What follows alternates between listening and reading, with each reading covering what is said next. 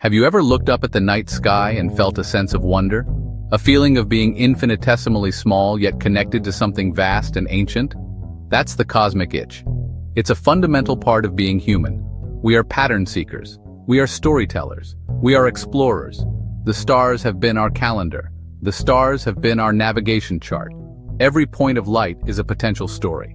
The same iron that flows through your veins was forged in the heart of a dying star billions of years ago. The calcium in your bones, the oxygen you breathe, it all came from the cosmos.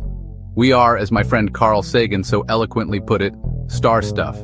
So when we gaze at the heavens, we are, in a very real sense, looking at our own origins. This connection isn't just poetic, it's a scientific fact. Remember the grainy, black and white images of the Apollo missions? A flag planted, a few rocks collected, and a giant leap for mankind? It was a monumental achievement, a testament to human ingenuity. But now, we're going back. Not just to plant another flag, but to stay. The Artemis program, NASA's ambitious new lunar endeavor, is rewriting the rulebook for space exploration. Artemis 3, which successfully landed astronauts on the moon's south pole last year in 2024, wasn't an ending. It was the grand opening of a new chapter. We're not just visiting our celestial neighbor anymore, we're building a neighborhood. The goal is a sustained human presence on the moon. How do you extract water from ice hidden in permanently shadowed craters? Water can be split into hydrogen and oxygen. That's also rocket fuel. The technologies being developed, advanced life support systems, radiation shielding, have applications right here on Earth. If Artemis is about reaching out, the James Webb Space Telescope is about looking back, way back. Since its first images captivated the world, this magnificent golden-eyed observatory has been systematically peeling back the layers of cosmic history. Because light travels at a finite speed, looking at distant objects is looking into the past. Webb, with its incredible infrared sensitivity, is designed to see the very first stars. It identified a galaxy candidate, JADES-Gs-Z14.0, that existed a mere 290 million years after the Big Bang. Let that sink in. And yet it was already forming surprisingly bright and massive galaxies. This discovery is challenging our models of galaxy formation. Beyond the earliest galaxies, Webb is also revolutionizing our understanding of planets around other stars, or exoplanets. Recently, it detected methane, carbon dioxide, in the atmosphere of a Hycean world called K218b. A Hycean world is a hypothetical planet with a water ocean beneath a hydrogen-rich atmosphere. For most of human history, we've looked at the sky with a sense of helplessness. If a giant asteroid were heading for Earth, like the one that wiped out the dinosaurs, there was nothing we could do but watch. That all changed on September 26, 2022. On that day, humanity fought back. The goal was simple, about the size of a vending machine. It flew millions of miles of empty space. DART slammed into Dimorphos at about 14,000 miles per hour.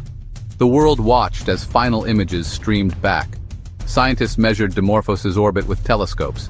They timed one lap around Didymos. The results exceeded expectations. Before, 11 hours and 55 minutes. After, shortened by 32 minutes, a tiny nudge. Proof of the kinetic impactor concept. First time humanity has ever purposefully moved a celestial object. We're constantly discovering new near-Earth objects. Beyond the rocky inner planets and the asteroid belt lies the realm of the gas giants, with a collection of fascinating moons. One of the most tantalizing is Jupiter's moon Europa. From a distance, it looks like a cracked billiard ball, its icy shell crisscrossed with reddish-brown fractures. But beneath that ice, evidence suggests a vast, global ocean of liquid salt water. And where there's water, there's the potential for life. This is the driving force behind NASA's Europa Clipper mission. Launched in October 2024, the Europa Clipper is on its long journey to the Jovian system. It's not a lander, it's a reconnaissance scout. The spacecraft, the size of an SUV with solar arrays that span a basketball court, will perform dozens of close flybys of Europa. It will dip down to just 16 miles above the icy surface. Its ice-penetrating radar will measure the thickness of the ice shell and search for pockets of liquid water. If plumes vent water from the subsurface ocean into space, Europa Clipper could fly right through them and sample their contents directly. The spacecraft's mass spectrometer could analyze the chemical makeup of that water. looking for organic molecules, salts, and other compounds. Finding a complex chemical environment would be a huge step toward assessing habitability. Enceladus, Titan, Europa. Each presents different potential habitats. Imagine a silent universe. For centuries, all our astronomy was based on light, visible, infrared, radio, all forms of electromagnetic radiation. But in 2015, we grew a new sense. We learned to hear the universe. When massive objects like black holes or neutron stars collide, they create ripples in the very fabric of spacetime. Observatories like LIGO, Virgo, and CAGRA are giant detectors designed to feel these incredibly faint vibrations.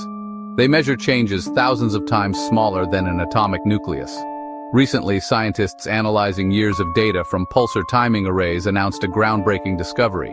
They detected a low-frequency background hum of gravitational waves washing over our galaxy. It's the combined murmur of countless supermassive black holes merging at the centers of galaxies. It's like being in a crowded stadium. You can't hear any single conversation, but you hear the constant, undeniable roar of the crowd.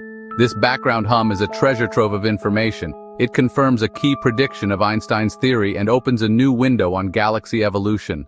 By studying it, we can learn about the population of supermassive black hole binaries across cosmic time.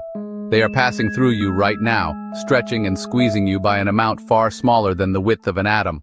From the dusty plains of the moon to the atmospheric haze of an exoplanet, from defending our home to listening to the echoes of creation, we are in the midst of a revolution. Each of these discoveries, Artemis, Webb, DART, Europa Clipper, and the gravitational wave background, is not an isolated event. They are interconnected threads in a grand tapestry we are weaving to understand our place in the cosmos. Artemis builds the outpost that will one day take us to Mars. Webb finds the potentially habitable worlds that will inspire future generations. These missions do more than just answer scientific questions.